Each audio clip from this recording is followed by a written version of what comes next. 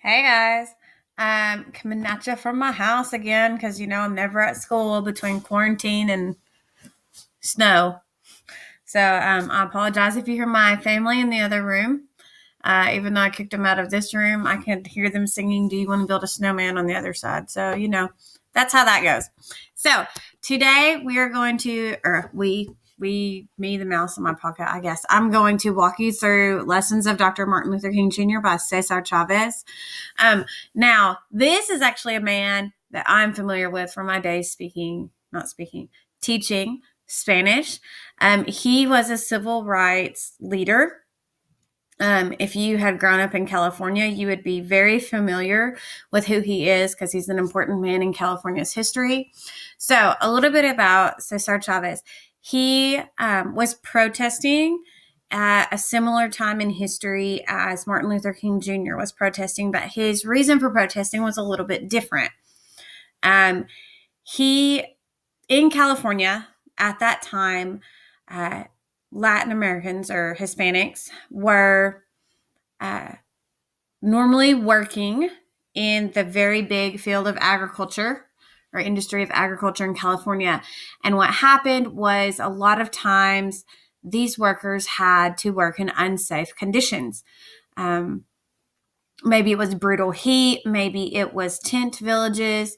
But basically, the workers didn't have any sort of rights or protections under the law that normal people working in a factory might have. And so what he did is he created a union called the United Farm Workers Union, and that union banded together to fight for more rights for farm workers. So to some extent, it was like pro Hispanic and Latino, but it went more beyond that because the reason for them fighting was for the lowest workers in the agriculture field. So it was more about workers' rights. So, all right, let's get started. So I do want to point out this was written in 1990. So in the 60s is when he started working to help workers. But he's continuing this book, or not this book, sorry, he's continuing this fight. So he's still being an activist, somebody that directly works to make change for workers. Okay, so it's 1990. He says, "My friends, today we honor a giant among men. Today we honor the Reverend Martin Luther King Jr." So first of all, I want to say every time he says "my friends," he's using a technique to get the reader to feel like they know him and they can trust him. So that's an example of pathos because it's your emotions, but also if he can get us to trust him and see him as a credible source, then that's also an example of ethos. Okay. And we got some repetition going on in that line. All right. Dr. King was a powerful figure of destiny, of courage, of sacrifice, and of vision. Few people in the long history of this nation can rival his accomplishment, his reason, or his selfless dedication to the cause of peace and social justice. Again, we got some parallelism of destiny, of courage, of sacrifice, of vision. Okay. Today we honor a wise teacher, an inspiring leader, and a true visionary, but to truly honor Dr. King, we must do more than say words of praise. So I want to point out, in the speech, he's honoring King, but in this speech, what Chavez is calling the listener to do is to act, because we have to do more than just say words. We got to put his views into practice, which is what the next line says, so that we can truly be free at last. Who is Dr. King? Many people will tell you of his wonderful qualities and his many accomplishments. What makes him special to me? The truth, many. Let's see what else. All right, so no red ink. I gave you like really good model responses, or I tried to, so that you wouldn't have to sit through such a long explanation on these videos. So anyway, what people don't want you to remember is that Dr. King was a great activist fighting for radical social change with radical methods. Again, an activist is going to be somebody who takes direct action. You can see how they have the same word root, act, to create change. Now, a radical social change, so the word radical there, because that's one of your vocab words, is a change that is all of a sudden, and it's very drastic. So, for example, going from face-to-face school and immediately everybody quarantining was a radical change in our society. Yeah. So social distancing and canceling the NCAA tournament last year was a radical change. All right. While other people talked about change, Dr. King used direct action to challenge the system. He welcomed it and used it wisely. In his famous letter from Birmingham jail, Dr. King wrote that the purpose of direct action is to create a situation so crisis-packed that it will inevitably open the door to negotiation. So in this example, Chavez is showing like cause and effect, and we're going to see this cause and effect throughout his speech. But he's showing how Dr. King, the cause, he created that tension and that crisis-packed situation, with the effect being to open the door to negotiation, to talk about things. And so in Chavez's speech, he's about to show what actions to take to also create kind of a crisis-packed situation to force change. So it says he once stopped an armed mob saying, "We are not advocating violence. We want to love our enemies. I want you to love our enemies. Be good to them. This is what we live by." So if they're not advocating violence and they want people to love, what do you think advocating means? I'll have to embed a question there. So, all right. Dr. King knew that he very probably wouldn't survive the struggle that he led so well, but he said, if I'm stopped, the movement will not stop. If I'm stopped, our work will not stop. For what we are doing is right, and what we are doing is just, and God is with us. So he's showing that he's morally correct, like he's on the moral high ground, but also that this movement is bigger than just one person. So, my friends, see again, Chavez is pulling the listener in, making, trusting them, saying, you can trust me, we are friends. As we enter a new decade, it should be clear to all of us that there is an unfinished agenda. An agenda is like a plan of what someone wants to do. So they're not done achieving all the things they want to achieve. And we have miles to go before we reach the promised land. By the way, talking about the promised land, do you know what that's called? It's an allusion with an A to the Bible when they talk about the promised land. So the men who rule this country today never learned the lessons of Dr. King. They never learned that nonviolence is the only way to peace and justice. I'm going to add a therefore, even though I didn't say it. Our nation continues to wage war upon its neighbors and upon itself. The powers that be rule over a racist society filled with hatred and ignorance. Our nation continues to be segregated along racial and economic lines. Okay, so again, Chavez is showing that cause and effect. Because people never learned Dr. King's lessons, we have all of these negative effects in our society still today. So he's trying to drive home the point that we still have a lot to learn. Okay, so the powers that be make themselves richer by exploiting the poor. Exploiting is when you use somebody to your advantage. Our nation continues to allow children to go hungry and will not even house its own people. So here he's talking about the migrant workers and the farm workers, because a lot of them are starving because they're making less than minimum wage. And when it talks about even house its own people, at this time, there were still people living in, like, I'm going to call them tent cities in the fields. So, all right, the time is now for people of all races and backgrounds to sound the trumpets of change. As Dr. King proclaimed, there comes a time when people get tired of being trampled on by the iron feet of oppression. That was me moving my computer. So I'm going to embed a question here. What is this quote an example of? All right, my friends, again, the time for action is upon us. The enemies of justice want you to think Dr. King as only a civil rights leader, but he had a much broader agent. He was a tireless crusader for the rights of the poor, for an end to the War of Vietnam, long before it was popular to take that stand, and for the rights of workers everywhere. So what he is showing right here is that Dr. King cared about more than just your civil rights. He cared about more than just ending segregation. Dr. King protested the Vietnam War, and then he also fought for workers' rights, which is similar to what Chavez is doing. So he's using King as an example because most people, it's the 90s, so some time has passed. Obviously, King has been assassinated. People respect King, and so he's aligning himself with King's views to show that their cause is the same, and you can honor him by fighting for Chavez's cause as well. So, and he says it right here, for the rights of workers everywhere.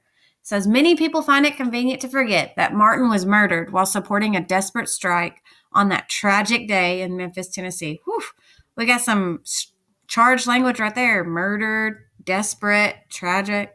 Anyway, he died while fighting for the rights of sanitation workers, which are garbage men. Okay. So all of these answers are in actively learn. About the only one I didn't put an answer to, I already talked about in this lesson. The effects of the failure were paragraphs 15 through 17. So, remember, advocating is when you speak up in favor of something. So I'm sure I embedded a question, but just adding that there. All right. Dr. King's dedication to the rights of the workers who are so often exploited by the forces of greed has profound means deep. So it's deeply touched my life and guided my struggle. During my first fast in 1968, if you're not familiar with a fast, it's when you don't eat for a period of time. It's kind of like a hunger strike. Anyway, during my first fast in 1968, Dr. King reminded me that our struggle was his struggle too. He sent me a telegram which said, our separate struggles are really one, a struggle for freedom, for dignity, and for humanity. A question of some sort shows up on the test about this, but basically their struggle is not just for equality, but it's so that every human can be treated as a human. So that's part of that dignity and respect. And it's just for the betterment of mankind, for humanity. So, by the way, it's also parallelism for freedom, for dignity, for humanity. Okay. I was profoundly moved that someone facing such a tremendous struggle himself would take the time to worry about a struggle taking place on the other side of the continent. Just as Dr. King was a disciple of Gandhi and Christ, we must now be Dr. King's disciples. So just like Dr. King followed in the footsteps and in the example of Mahatma Gandhi and Jesus Christ, Chavez is saying now we have to follow Dr. King's example. We have to be his disciples. He challenged us to work for a greater humanity. I only hope that we are worthy of his challenge. The United Farm Workers are dedicated to carrying on the dream of Reverend Martin Luther King Jr. My friends, I would like to tell you about the struggle of the farm workers who are waging a desperate struggle for our rights, for our children's rights, and for our very lives. Okay. So we're getting closer to the purpose of his speech because he's saying, here's what I want to tell you about. He's going to tell you about the struggle and why it matters and what we need to do about it. Okay. Many decades ago, the chemical industry promised the growers that pesticides would bring great wealth and bountiful harvest to the fields. Just recently, the experts are learning what farm workers and the truly organized farmers have known for years. The prestigious National Academy of Sciences recently concluded an exhaustive 5-year study which determined that pesticides do not improve profits and do not produce more crops. Okay, so first of all, decades ago, here's your cause, because again, we're looking at cause and effect. Your cause, the chemical industry said pesticides would bring wealth and harvest. So the effect, growers start using pesticides, okay? However, these next two paragraphs, 28 and 29, are showing that the effects are not what the chemical industry promised. They're not seeing wealth. They're not seeing bountiful harvest. Him talking about the prestigious National Academy of Sciences, that is your appeal to authority. Okay, so your ethos in here, because he's saying here are these sciences, here are these people that you should be able to trust when they put forth some sort of study, and they have shown that you don't have more bountiful harvest, you don't have any more crops than you would otherwise, and you're not really making more money. So then what has been the effect, the reader needs to ask themselves, or the listener, of these pesticides? And so he's going to tell us this on 30. What then is the effect of pesticides? Pesticides have created a legacy of pain and misery and death for farm workers and consumers alike. So he's showing that this affects farm workers, but it's also affecting consumers like you and me, the people that buy this produce. Okay. The crop which poses the greatest danger and the focus of our struggle is the table grape crop. These pesticides soak the fields, drift with the wind, pollute the water, and are eaten by unwitting consumers.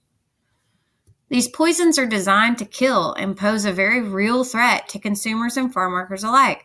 The fields are sprayed with pesticides like Captan, Parathion. I can't pronounce those words, guys. Sorry. These poisons cause cancer, DNA mutation, and horrible birth defects. So your cause of using pesticides, the effect are cancer, DNA mutation, and birth defects.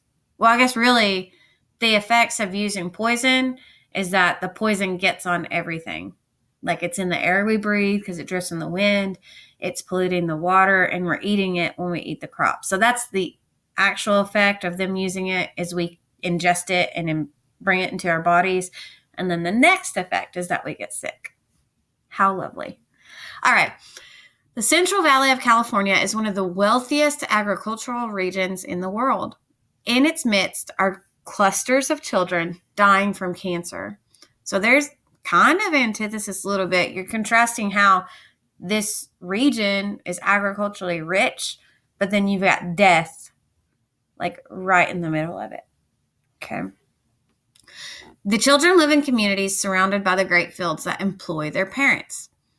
The children come into contact with the poisons when they play outside, when they drink the water, and when they hug their parents returning from the fields. So I explained this in one of the Google Forms I created with cause and effect. But basically, there's no way for these innocent children to avoid coming into contact with these poisons because it's everywhere. And so he's really just highlighting how big of a problem that is. And the children are dying. They are dying in slow, painful, cruel deaths in towns called cancer clusters. And cancer clusters like McFarland, where the children cancer rate is 800% above normal.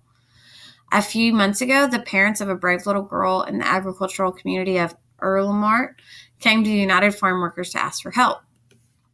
The Ramirez family knew about our protest in nearby McFarland and thought there might be a similar problem in Erlenmart. Our union members went door to door in Erlenmart and found that the Ramirez family's worst fears were true.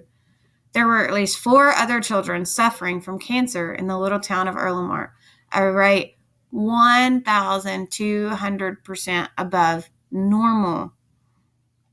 In Erlenmart, little Jimmy Caldillo died recently from leukemia at the age of 3. Okay, so by giving these stories, Chavez is like giving a testimonial. So that is somewhat like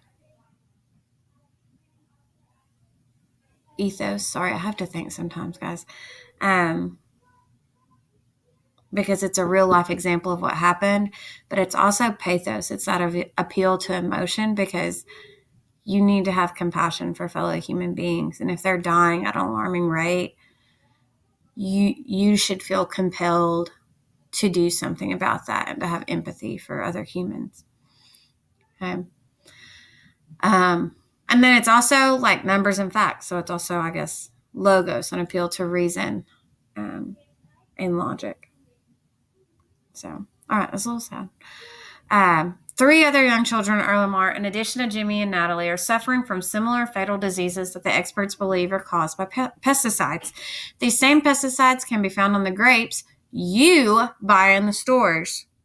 So again, he already was like, my friends, but now he's saying the grapes you buy at the store. So he is speaking directly to the audience and saying, to the audience, somewhat, you're a little bit of the problem. Like, you're buying this produce, so you're contributing to their cancer in a way.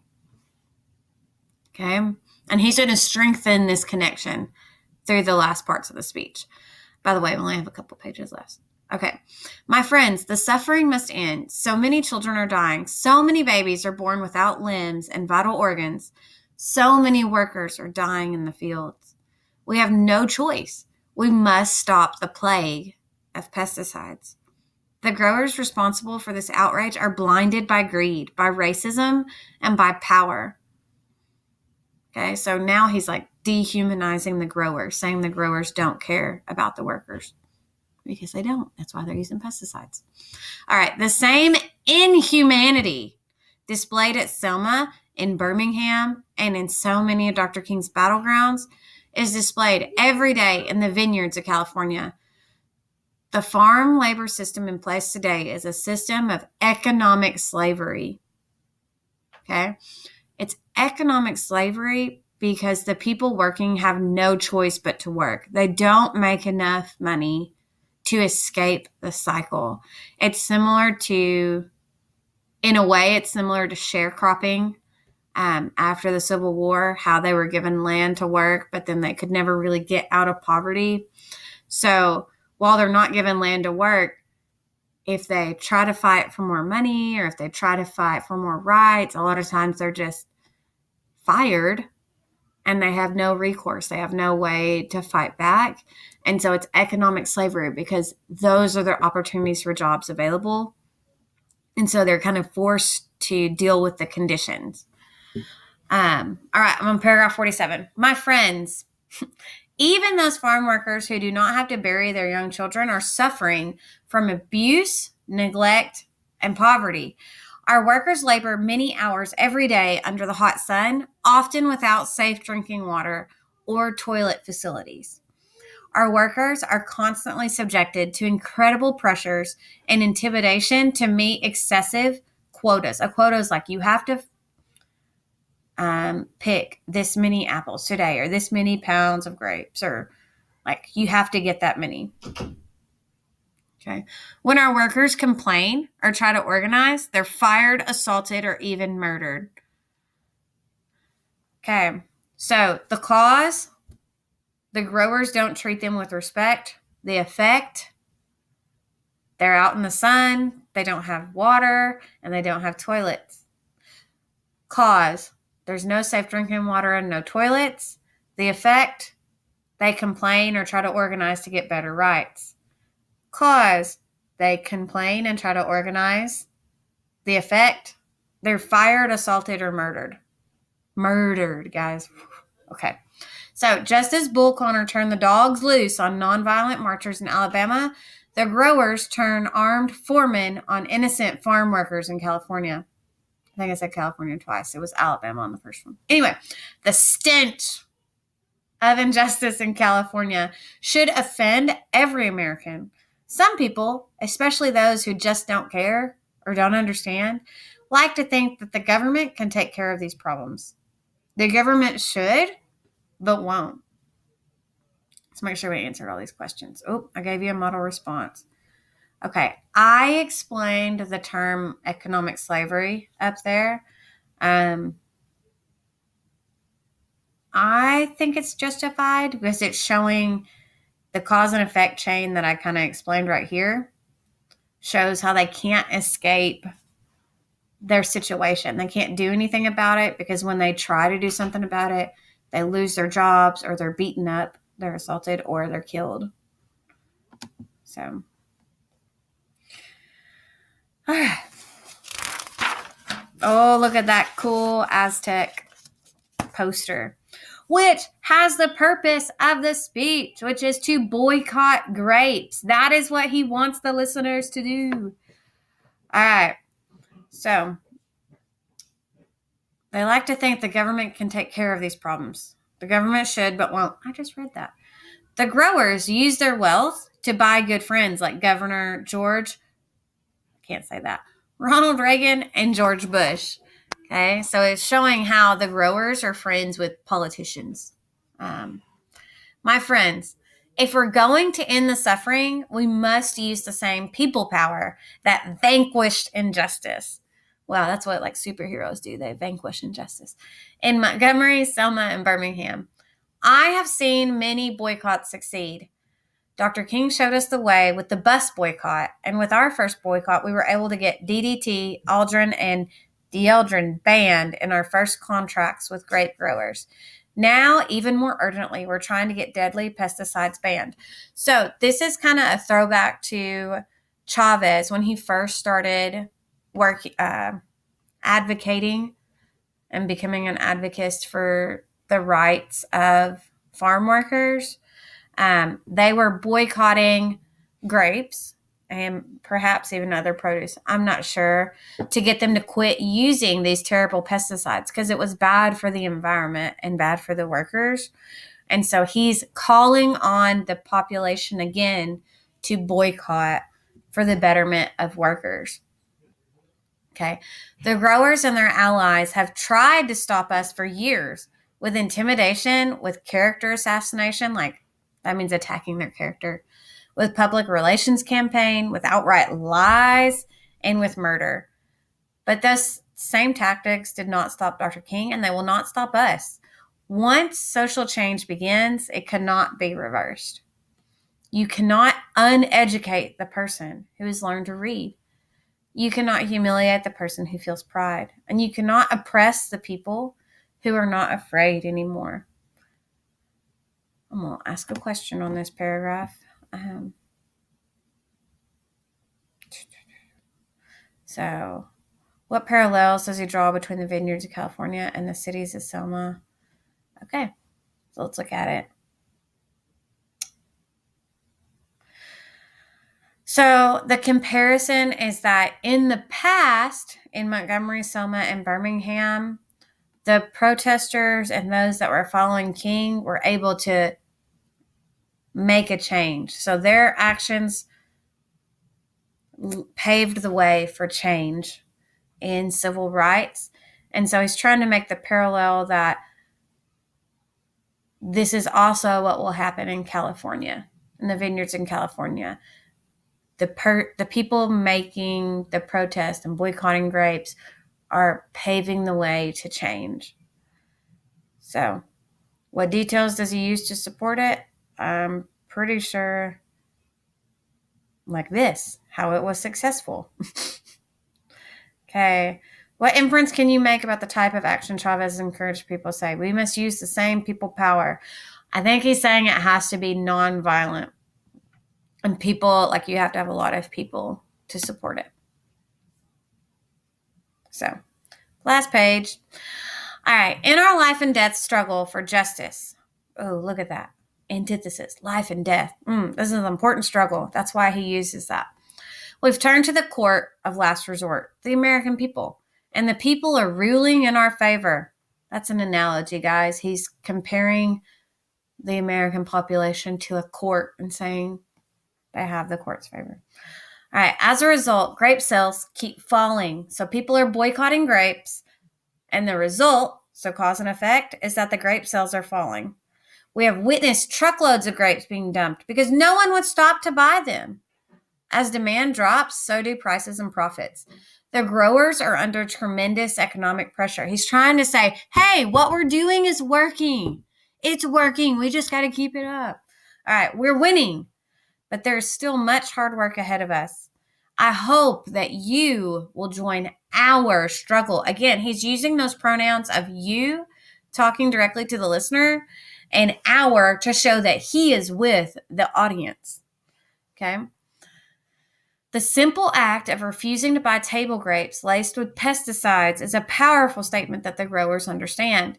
Economic pressure is the only language the growers speak, and they are beginning to listen. Basically saying the only thing that matters to the growers is money. That's what it means by economic pressure.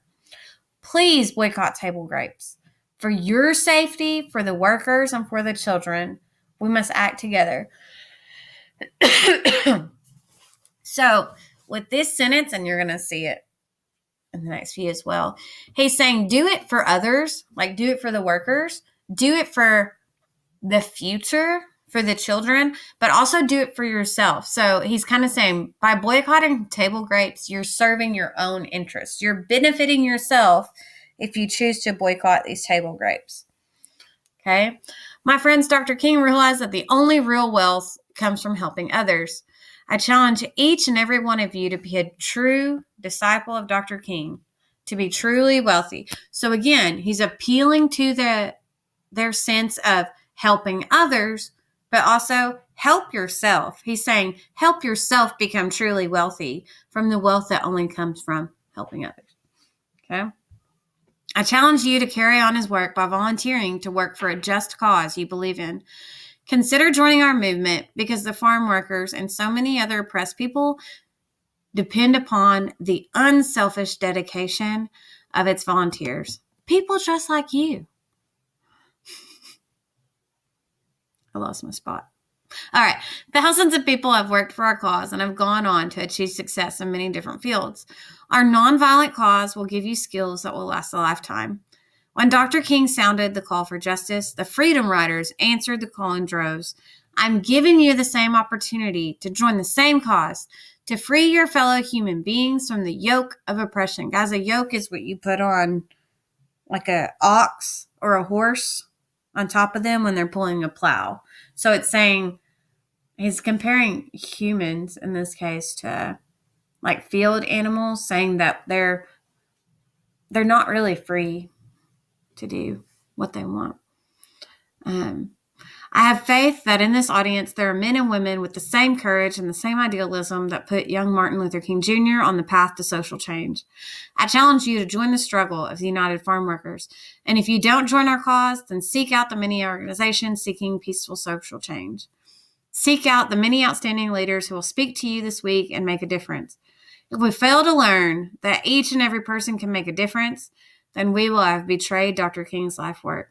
The Reverend Martin Luther King Jr. had more than just a dream. He had the love and the faith to act. God bless you.